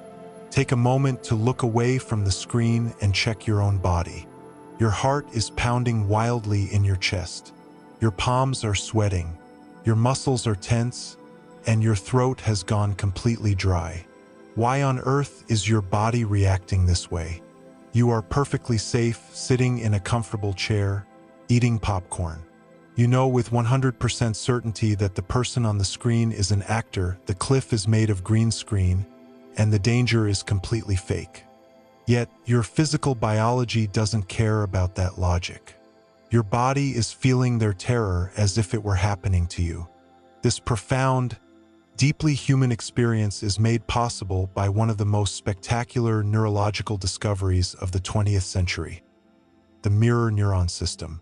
It is a hidden, unconscious cellular symphony that acts as a biological bridge, directly connecting the mind of a child to the mind, the emotions, and the nervous system of the adults around them. The mirror neuron system was discovered accidentally in the 1990s by Italian neurophysiologists studying rhesus macaques. They noticed that a specific group of motor neurons in the monkey's premotor cortex fired not only when the monkey reached out to grab a peanut, but also when the monkey sat perfectly still and simply watched a human researcher grab a peanut. The brain was mirroring the action it observed, running a microscopic neural simulation of the movement inside its own mind. In human children, this system is incredibly advanced and extends far beyond simple physical movements. It maps emotions, micro-expressions, and internal states of stress or calm. When a child looks into their caregiver's face, Their mirror neurons pick up on the subtle tightening of the jaw, the microscopic narrowing of the eyes, and the sharp cadence of the voice. The child's brain doesn't just analyze these clues logically. It automatically fires the exact same neural pathways that are active in the adult's brain. If the parent is highly anxious, frustrated, or dysregulated, the child's mirror neurons spontaneously fire those exact same distress patterns. This is the neurological basis for co-regulation and emotional contagion. Through the mirror neuron network, a child is constantly downloading the exact emotional state of the adults around them. This is how the brain builds its fundamental foundation for empathy, social literacy, and language development. It is also why a toddler can instantly pick up on the unspoken tension in a room, shifting from playful to clingy and irritable within a matter of seconds, without a single angry word being spoken. Let's look at a mother trying to soothe her 3-month-old daughter who has been crying for an hour straight due to colic. The mother is exhausted, deeply overwhelmed, and starting to panic. She is rocking the baby aggressively. Her muscles are tight, her heart is racing, and her mind is screaming, "Please just stop crying." The harder she tries to soothe the baby, the louder and more intensely the baby screams. It feels like an impossible, agonizing downward spiral. But let's look at what is happening through the lens of the mirror neuron symphony. The baby's mirror neurons are reading the mother's rigid posture, her rapid heartbeat, and her internal panic. The baby's brain interprets this as, "My caregiver is terrified, which means we are in extreme danger." This locks the baby into an even deeper state of terror. To break this cycle, the mother must practice the deep art of self-regulation. She stops rocking, takes a slow, deep, 4-second breath, consciously drops her shoulders, relaxes her jaw, and lets out a soft, steady hum. The moment her internal nervous system shifts into a state of genuine calm, the baby's mirror neurons register that beautiful transition. The baby reads the relaxed muscles and the steady breath, running a neural simulation of safety inside her own little body. Within minutes, her crying softens, her limbs relax, and she falls asleep against her mother's chest. Our children are not just listening to our words. They are constantly reading our nervous systems. We cannot teach a child calm if we are running on chaos. The greatest emotional gift we can give our children is our own commitment to stepping back, taking a breath, and ensuring that the song our mirror neurons are playing is a symphony of peace, safety, and love. If you were to walk into an elementary school classroom today and quietly stand in the back corner, you would likely observe a strange, increasingly common phenomenon. You would see multiple children who simply cannot sit still. They are constantly rocking back and forth in their chairs, tapping their feet like jackhammers, tipping their desks off the floor, or sliding completely out of their seats onto the linoleum. Teachers call these kids fidgety, hyperactive, or distracted, and frustrated parents are increasingly being told that their children need behavioral interventions or medical diagnoses just to get through an 8-hour school day.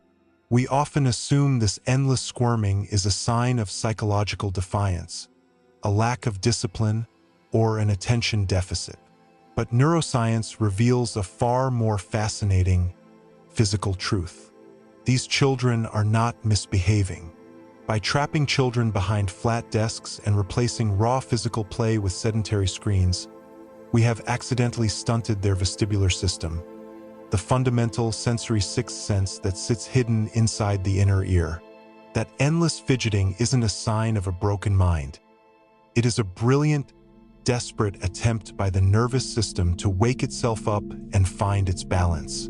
We are all taught that humans have 5 basic senses: sight, sound, smell, taste, and touch. But the brain relies heavily on a critical, hidden sixth sense called the vestibular system. Located deep inside the inner ear, within the semicircular canals and otolith organs, this system functions as the body's internal gyroscope and leveler. When a child moves their head, by spinning in circles, rolling down a grassy hill, climbing trees, or hanging upside down, the fluid inside these tiny canals shifts, bending microscopic hair cells that fire a torrent of electrical signals along the vestibular nerve directly into the brainstem, cerebellum, and cerebral cortex.